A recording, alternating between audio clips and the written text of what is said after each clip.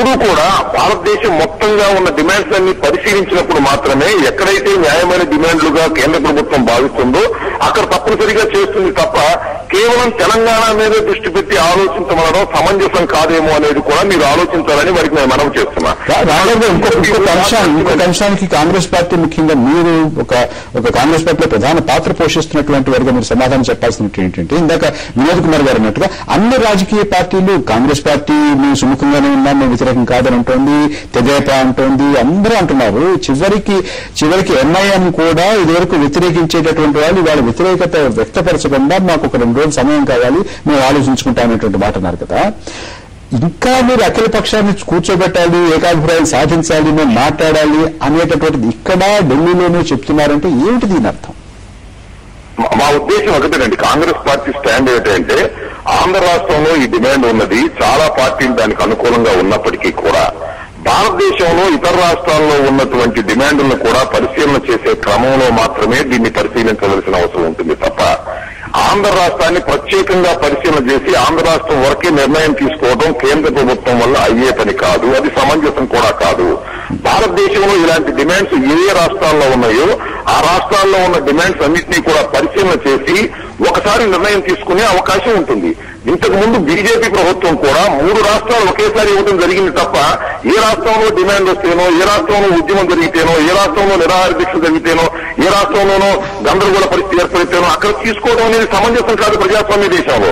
కాబట్టి భారతదేశ వ్యాప్తంగా ఎక్కడైతే చిన్న రాష్ట్రాలు ఇవ్వాలని ప్రభుత్వం భావిస్తుందో అక్కడ డిమాండ్స్ ఉన్నాయో వాటిని పరిశీలన చేసి హేతుబద్ధంగా ఉన్నప్పుడు తప్పనిసరిగా ఒక ప్యాకేజీ ప్రకారం భారతదేశంలో ఉన్నటువంటి రాష్ట్రాల్లో ఉన్న డిమాండ్స్ ని పరిశీలించి చేస్తుంది. అప్పుడు దాకా ఓటు పట్టాలి తప్ప మేము ఇవాళే కావాలి, ఈ సాయంత్రానికి కావాలి, ఇప్పుడే ప్రక్రియ ప్రారంభించాలి అంటే ప్రక్రియ ప్రారంభిస్తే ఇతర రాష్ట్రాల్లో కూడా ఈ సమస్య రాదా? అంతేకాకుండా ఇవాళ మన రాష్ట్రంలో ఉన్నటువంటి చోట్ల న్యాయమైన కోరిక కాకపోయినప్పటికీ కూడా వాళ్ళ డిమాండ్స్ రైట్ చేస్తారు కదా, అక్కడ కూడా ఉద్యమాలు చేసే ప్రమాదం ఉంది కదా, వాటి అన్నింటికి కూడా ఉద్యమాలను మనం దోహదం చేసి మనం అవుతాం కదా అనే ఒక బాధ్యత కలిగిన జాతీయ పార్టీ ఆలోచించడంలో తప్పే ఉంటుంది. దాన్ని కూడా మీరు ఆలోచన చేయవలసిన అవసరం ఉంది కదా, అది ఆలోచన చేయాలని కూడా నేను వాటిని మనవి చేస్తున్నా.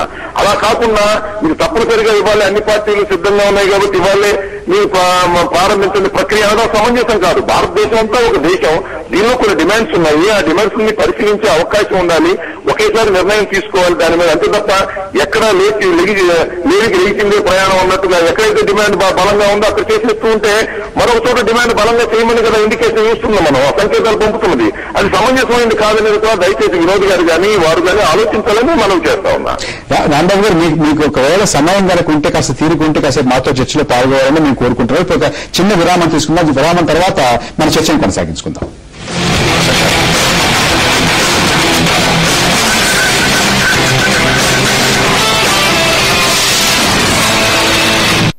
ఎలక్ట్రిక్ కుక్కర్లలో సాటిలేని నాణ్యత, లక్షలాది గృహిణీల విశ్వాసం గల పానాసోనిక్ ఆటోమేటిక్ కుక్కర్ కొనండి. 665 రూపాయల విలువ గల ఉచిత బహుమతులు పొందండి.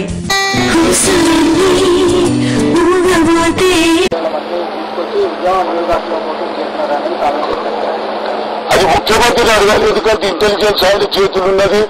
మరి ఎవరైతే డీజీపీ ఇంటెలిజెన్స్ ఆయన అడుగు, మరి 3000 మంది వచ్చిండ్రా, 4000 మంది వచ్చిండ్రా అంటే అందరికీ ఒక అనుమానం ఉన్నది. ఆ అనుమానం వాళ్ళు చెప్పాలి, ఎందుకంటే నేను చూడండి చెప్పకూడదు, కానీ అందరికీ అనుమానం ఉన్నదని అనిపిస్తుంది. మరి 3000 వచ్చినా నువ్వు లెక్క చెప్తే, నువ్వు కౌంట్ చేస్తే చెప్పు, నేను పోయి కౌంట్ చేస్తా. ఓకే, తెలంగాణ జిల్లాలో మొత్తంలో 144 పెడుతున్న వాళ్ళు ఏంటంటే ఫర్దర్ గా ఎలాంటి ఏది ఉద్యమం స్పీడ్ కాకుండా చేయాలనేది ప్రభుత్వం ఆలోచన. దాని మీద పిల్లలు ఎలాంటి రియాక్షన్ చేస్తారో మళ్ళీ రేపటి నుంచి మీరే చూడండి.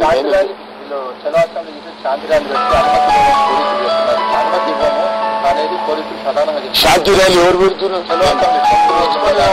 శాంతి ర్యాలీగా దానికి అనుమతి లేదు, అనుమతి ఇవ్వమని పోలీసులు అంటే వాళ్ళ భయం ఏంటంటే శాంతి ర్యాలీని పెట్టి ఏదన్నా జై తెలంగాణ అంటారని వాళ్ళ భయానికి. పోలీసు వాళ్ళు ఎప్పుడు కూడా నీకు తెలియదేమో, సగం పోలీసే ఖరాబ్ చేస్తుంది. వాళ్ళ పోలీసు ఏముంటుంది అంటే ఎంతసేపటికి వాళ్ళ డ్యూటీ బజాయించేదే చూస్తారు, తర్వాత లొల్లి కాకుండా. ఇప్పుడు అది గురించి హాస్టల్ అన్ని మూసేసారు. వాళ్ళు ఎంతసేపటికి ఏ గొడవ కాకుండా చూసేది వాళ్ళ పని. ప్రభుత్వం కూడా ఏం ఆలోచన చేస్తుందంటే ప్రశాంత వాతావరణం ఉండాలి. అది వాళ్ళు లా అండ్ ఆర్డర్ వాళ్ళ సార్ మాకు తెలుసు, ఫలానా వచ్చిండు, మాకు తెలిసింది ఇన్ఫర్మేషన్ అంటారు. ఆ ఇన్ఫర్మేషన్ నువ్వు నేను చూడలేము. సార్ అనుమతి ఇచ్చేది తీసుకునేది నా చేతిలో లేదు, అది ముఖ్యమంత్రి చేతిలో ఉంది. నా చేతిలో ఏది ఉన్నదో చెప్పు, నేను చెప్తాను ఏదైనా. అవును అండి, అది అడగండి, ఎవరు డీజీపీని అడగండి ఎందుకు ఇస్తలేదని. మీరు పత్రిక వాళ్ళకి మీకు అన్ని రైట్స్ ఉన్నాయి కదా, ఇప్పుడు మీకున్న రైట్స్ నాకు సగం కూడా లేవు. మీరు ఏదైనా అడగొచ్చు, నేనేం చెప్పదాన్ని. వాళ్ళ అభిప్రాయాన్ని వాళ్ళు చెప్తున్నారు. ఒక సీనియర్ తెలంగాణ వారి మీరేమనుకుంటారు? ఏది ఇప్పుడు విద్యార్థులు రేపు 10వ తారీఖు. అవునండి, విద్యార్థులు చేసేది మాది రైతు అంటున్నారు. ప్రభుత్వం ఏమంటున్నాము, శాంతియుతంగా ఉండాలి, ప్రశాంత వాతావరణము చెడిపోవద్దు అనేది ప్రభుత్వ ఆలోచన. ఏదున్నా వాళ్ళు ఇద్దరు నడుముంది. నా ఐడియా ఇంటారా పిల్లలు చెప్పు. పిల్లలు నా చేతులు ఉన్నాడు చెప్తున్నా, మళ్ళీ తెల్లారంటే నువ్వేం చేస్తున్నావు అని మళ్ళీ మీరు అంటారు.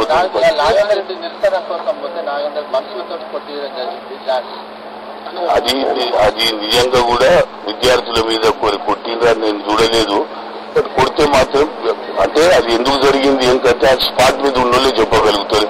ఏదైనా ఈ వివరణ నాకంటే ఇష్టం పెట్టదు, ఎందుకంటే ఆయన అసెంబ్లీ ఆవరణలో రాయలసీమ నాయకులు పాత్రికేయులతో మాట్లాడుతున్నారు. అది కూడా కాసేపు చూద్దాం. మార్చి ఒప్పుకునే రోజుల్లో రాష్ట్ర రాజధానినే త్యాగం చేసి ఇక్కడికి వచ్చిన వాళ్ళంగా ఆ త్యాగాలకు విలువ మనం కట్టలేం కాబట్టి ఆ త్యాగాలను మర్చిపోకుండా ఏ ఒక్కరి కోరిక కోసమో కాదు, బడుగు బలహీన వర్గాల కోసం, పేద ప్రజల కోసం, అభివృద్ధి చెందని వెనుకబడిన ప్రాంతాల అభివృద్ధి కోసం, ప్రజల కోసం సమైక్య ఆంధ్రప్రదేశ్ ని ఆ రోజు కోరుకున్నాం. కాబట్టి దానికోసం కట్టుబడి ఉంటామని అందరూ కూడా ఏకతాటిపైన చెప్పడం జరిగింది. రెండవది, కొద్దిమంది కాకపోతే అనే ప్రశ్న వేశారు.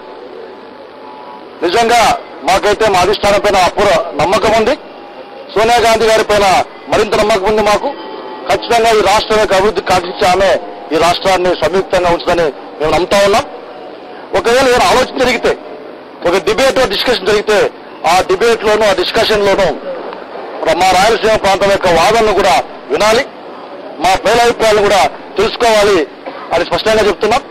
అంతేకాకుండా వివిధ ప్రాంతాల నుంచి కూడా అభిప్రాయ సేకరణ జరగాలని కూడా తెలియజేసుకుంటున్నాం. ఈ విషయాన్నింటినీ కూడా అధిష్టానం దృష్టికి, ప్రజానీకం దృష్టికి తీసుకెళ్ళడానికి. సిద్ధారెడ్డి గారు, మీరు శైలజానాథ్ గారు రాయలసీమ నాయకులు చెప్పినటువంటి మాట విన్నారు. అంతకుముందు అంబటి రాంబాబు గారు కాంగ్రెస్ ప్రధాన కార్యదర్శి చెప్పినటువంటి మాట విన్నారు. కాంగ్రెస్ పార్టీ రాయలసీమ విషయం, కోస్తా ఆంధ్ర విషయం, తెలంగాణ విషయం, అంతేకాకుండా ఇది ఒక జాతీయ సమస్యగా జాతీయ స్థాయిలో దీన్ని పరిశీలించాల్సినటువంటి అవసరం ఉంది అనేటువంటి మాట కూడా చెప్తాను. మీకేమనిపిస్తుంది? జాతీయ స్థాయిలో అనేక సమస్యలు ఉన్నాయి, ఇతర రాష్ట్రాల సమస్యలు ఉన్నాయి అనేటువంటి మాట వాస్తవమే. కానీ నిన్న సాయంత్రం అఖిలపక్ష సమావేశం పెట్టడం, హడావుడి చేయడం, మరి అప్పుడు కూడా వాళ్ళకి జాతీయ స్థాయిలో ఈ చిన్న రాష్ట్రాల సమస్య ఉన్నది, అక్కడక్కడ ఘర్షణలు ఉన్నాయి అనే విషయం వాళ్ళకి తెలుసు కదా. ఇక్కడ ఉన్న రాంబాబు గారు చెప్పింది మీకు సమంజసంగా కనపట్టలేదా? కనబడడం లేదు, ఎంత మాత్రం సమంజసంగా కనబడదు. మనసు ఉంటే మార్గం ఉంటుంది. పరిష్కరించదలుచుకుంటే ప్రతి సమస్యకు ఒక పరిష్కారం దొరుకుతుంది. కానీ వాళ్ళు పరిష్కరించదలుచుకోలేదు కనుక రాయలసీమను అడ్డం తేవడం, ఉత్తరాంధ్రను అడ్డం తేవడం, ఈ రెండు కాకపోతే జాతీయ స్థాయి తేవడం ఇవన్నీ కొత్తగా ఇది 6 ఏళ్లుగా ఈ పద్ధతిలోనే సాగదీసుకుంటూ వస్తున్నారు. మరి సరైనటువంటి నిర్ణయం ఎట్లా అనుకుంటాం? హడావుడి చేస్తారు. ఇంతకుముందు కూడా బిఫోర్ ఎలక్షన్స్, మొన్న 2009 ఎన్నికల కంటే ముందు రాజశేఖర రెడ్డి గారు ఉండగా రేపు ఇవాళ ఏదో ప్రకటిస్తారు అని చెప్పి అందరూ అలర్ట్ అయిపోయారు, ఎక్కడికెక్కడ గుమిగూడారు. కానీ ఏం లేదని తెలిసారు. ఇట్లా అనేక సార్లు అందరినీ అలర్ట్ చేయడం, తెలంగాణ ప్రజలందరినీ ఒక ఆసక్తి ఉత్కంఠ రేపిన తర్వాత అక్కడ ఏం లేదు అని తేల్చడం అనేటువంటిది ఏదైతే ఉందో అది ఉద్దేశపూర్వకంగా మనసు లేదు కనుక, పరిష్కరించదలుచుకోలేదు కనుక, జటిలం చేయదలుచుకున్నారు కనుక ఈ అడ్డంగా ఇవన్నీ తీసుకొచ్చి పెడుతూ ఉన్నారు. ఆనాడు రాజశేఖర రెడ్డి గారు అడ్డంగా ఉండొచ్చు తెలంగాణకి, ఆ అడ్డు తొలగిపోయింది. ఇవాళ వేరే ఇతరమైనటువంటి సమస్యలు అడ్డంగా తీసుకొచ్చి పెట్టడం అనేటువంటిది ఇవాళ జరుగుతుంది. అది ఉద్దేశపూర్వకంగా చేస్తున్నదే, అది సరైనటువంటి పద్ధతి కాదు. విద్యార్థుల మీద అప్పుడే పోలీసులను ఉపసంహరిస్తారు, మళ్ళీ తెల్లారి తీసుకొచ్చి వాళ్ళను ప్రవేశపెడతారు. ర్యాపిడ్ యాక్షన్ ఫోర్స్ పెట్టడం ఏంటిది? వాళ్ళు ఏం తప్పు చేశారు? వాళ్ళ మీద ఎట్లా పెట్టారు? అట్లనే హాస్టల్ మూసివేస్తారు, కాలేజీలు మూసివేస్తారు, తిండి ఉండదంటారు. వైస్ ఛాన్సలర్ అధికారాలు ఏమన్నా ఉన్నాయి? హోంమంత్రి తన ఆదేశాలకు భిన్నంగా ఎమ్మెల్యేలను అరెస్ట్ చేస్తారు. ఇదంతా ఉద్దేశపూర్వకంగా కనబడుతున్నది, అణచడం కోసం కనబడుతున్నది. కాబట్టి దీన్ని ఎట్లా మనం అది పరిష్కరిస్తుంది అని చెప్పి ఒక ఆశావహమైనటువంటి దృష్టితో చూసే పరిస్థితి లేదు నాకైతే. రాంబాబు గారు మీరు లైన్ లో ఉన్నారు కదా. రాంబాబు గారు చెప్పండి సార్. రాంబాబు గారు మీరు ఇందాక చెప్పిన దానికి నిన్న కూడా అఖిలపక్ష సమావేశాన్ని ముఖ్యమంత్రి గారు నిర్వహించారు. ఢిల్లీ నుంచి వచ్చినటువంటి సూచన మేరకు అది నిర్వహించారు. అయితే నిన్న తెలియదా ఇది మొత్తం భారతదేశానికి సంబంధించినటువంటి సమస్య అని, ఇది మొత్తం అన్ని కోణాల నుంచి పరిశీలించాలని నిన్న తెలుసు కదా. అయినా కూడా నిన్న ఒక సమావేశాన్ని పెట్టారు. నిన్న దీని ప్రక్రియ ప్రారంభించినట్టుగా కనిపించి మళ్లీ కాస్త వెనక్కి తగ్గుతున్నారు, మిగతా అనేక కారణాలు చెప్తున్నారు అనేటటువంటి విమర్శ చేస్తున్నారు. దీనిలో గమనించవలసిన అంశం ఏంటంటే తెలంగాణ అంశాన్ని చాలా సీరియస్ గా మా పార్టీ గాని మా అధిష్టాన వర్గం గాని సీరియస్ కోణంలో ఆలోచన చేస్తున్న మాత్రం వాస్తవం. దానిలో చేయడానికి ఎంతవరకు అవకాశం ఉంది, ఎంతవరకు అవకాశం లేదు అనే మదన జరుగుతా ఉంది. చేయటం వల్ల జరిగే నష్టాలు విపరీతంగా ఉన్నాయి కాబట్టి ఇప్పుడు ఆ నిర్ణయం తీసుకోకూడదనేటువంటి ఉద్దేశంతో ఉన్నారు తప్ప తెలంగాణని మేము ఇవ్వకూడదు అనేటువంటి అంశం మా దగ్గర లేనే లేదు. అధిష్టానం అవుతుంది, అది స్పష్టంగా కనిపిస్తా ఉన్నది. కాకపోతే అది సరైన సమయం కాదేమో, ఇవాళ ఈ ఉద్యమాన్ని దృష్ట్యా మనం తీసుకుని నిర్ణయం చేస్తే కడవ రాష్ట్రాల్లో ఇబ్బంది వస్తుందేమో అనేటువంటి భయాందోళనలు మా పార్టీలో అంతర్గతంగా ఉన్నమాట. రాంబాబు గారు ఒక్క మాటలో చెప్పాలంటే మీరు చెప్పిన దాని సారాంశం ఏంటి? You are waiting for the right time అంటారా? టైమింగ్ గురించి చూస్తున్నానంటారా? ఎగ్జాక్ట్లీ అండి. ఒకటి టైం అంటే రాంబాబు గారు ఒక్క క్షణం ఇక్కడ ప్రొఫెసర్ హరిగోపాల్ గారు మీరు విన్నారు కదా, రాంబాబు గారు చెప్పినటువంటి వాదన విన్నారు, సిద్ధారెడ్డి గారు చెప్పినటువంటి వాదన విన్నారు, వినోద్ కుమార్ గారు కూడా అంతకుముందు మనతో మాట్లాడారు. మీకేమనిపిస్తుంది అంటే ఇది ఎట్టుగా వెళ్లేటటువంటి అవకాశం ఉంది? ఢిల్లీ నుంచి కాంగ్రెస్ పార్టీ నుంచి మీకు కనిపించేటటువంటి సంకేతాల తాత్పర్యం మీకు అనిపిస్తుంది? ఏముందంటే ఇప్పుడు ఈ అబద్ధాలు చెప్పడము, మోసాలు చేయడం అనేది రాజకీయాల్లో భాగమైపోయిందని అనిపిస్తుంది. రాంబాబు గారు చెప్పింది, కాంగ్రెస్ పార్టీ చెప్తుంది అబద్ధాలు మోసాలు అంటారా? అంతే కదా. ఇప్పుడు లేకపోతే 2004 మోసాలు అంటారు. 2004లో టీఆర్ఎస్ తో పొత్తు పెట్టుకున్నప్పుడు, తెలంగాణ డిమాండ్ ఎన్నికలోకి తీసుకెళ్లినప్పుడు వీళ్ళకి తెలియదండి ఇది జాతీయ స్థాయిలో చాలా సమస్య ఉంటుంది కనుక ఇలాంటి కమిట్మెంట్ చేయకూడదు. ఒకవేళ తెలంగాణ ప్రజల ఆకాంక్ష ఉన్నా దానికి వ్యతిరేకంగా మనము దాన్ని స్టాండ్ తీసుకోవాలి. ప్రజలను వెళ్లి రాజకీయంగా సమీకరించాలి. కాంగ్రెస్ పార్టీకి ఉండే కార్డర్స్ వెళ్లి ప్రజలకు ఎక్స్ప్లెయిన్ చేసి ఇది న్యాయమైన సమస్య ఎందుకు కాదో, లేకపోతే న్యాయమైన డిమాండ్ ఎందుకు కాదో, జాతీయ స్థాయిలో దీని ఇంప్లికేషన్ ప్రజలు ఎడ్యుకేట్ చేయాలి కదా. ఇప్పుడు మీరు ఈ గత 9-8 ఏళ్లుగా టీఆర్ఎస్ పార్టీ వచ్చిన తర్వాత కాంగ్రెస్ పార్టీ కార్డర్స్ కానీ, కాంగ్రెస్ పార్టీ నాయకులు కానీ ఎప్పుడైనా తెలంగాణ ప్రజల దగ్గరికి వెళ్లి ఇది జాతీయ స్థాయిలో దీనికి చాలా దీర్ఘకాలికమైనటువంటి కాన్సిక్వెన్సెస్ ఉంటాయి కనుక మేము ఒక జాతీయ పార్టీగా మీరు వినే ఉంటారు. రాంబాబు గారు ఏం చెప్తున్నారు? మేము దీనికి వ్యతిరేకం కాదు, దీనికి సానుకూలంగా ఉన్నాము, గతంలో చెప్పాము, ఇప్పుడు చెప్తున్నాం. It's a matter of timing అని అంటారు. ఎప్పుడు టైం అంటే ఏమంటే 5 ఏళ్ళు మరి ప్రణబ్ ముఖర్జీ కమిటీ వేశారు కదా. ప్రణబ్ ముఖర్జీ కమిటీ కలిసి ఒకవేళ నేనేం చేసేది జాతీయ స్థాయిలో దీనికి చాలా ఇంప్లికేషన్స్ ఉన్నాయి, తెలంగాణ వాదాన్ని మేము విన్నాము కనుక తెలంగాణ వాదాన్ని విన్న తర్వాత జాతీయ స్థాయిలో ఈ సమస్యను ఎలా పరిష్కరించాలో అని ప్రణబ్ ముఖర్జీ కమిటీ ఇంకొక స్టెప్ ముందుకు వెళ్లి సెకండ్ రీఆర్గనైజేషన్ కమిషన్, అది టీఆర్ఎస్ ఒప్పుకున్నా లేకున్నా సెకండ్ రీఆర్గనైజేషన్ కమిషన్ వేసుకుంటూ ఉంటే ఈ 5 ఏళ్ళు ఎందుకు వేయలేదండి? ఇప్పుడు మిగతా సమస్యలను కూడా ఎంతకాలం నాస్తారు అంటే ఒక సమస్య సమాజంలో వచ్చిన తర్వాత దానికి పరిష్కారం ఉండాలి కానీ దాని సమస్యల మీద ఎలాగైనా వేయించి ఇప్పుడు రైట్ టైం అంటే రైట్ టైం అనేది ఎప్పుడు వస్తుంది? పంచాంగం పెట్టుకుని ముహూర్తం పెడతారా? తర్వాత దానికి ఎప్పుడు వస్తుంది? ఇప్పుడు మీకేం అర్థమవుతుంది? రాంబాబు గారు చాలా స్పష్టంగా చెప్తున్నారు. రాంబాబు గారు చెప్పేది ఏంటంటే ఇది మేము వ్యతిరేకం కాదు, మేము సానుకూలంగా ఉన్నాము, ఇది ఎప్పుడు ఎలాగా అనే దాని మీదే మేము చేసేటటువంటి కసరత్తు అని అంటున్నారు.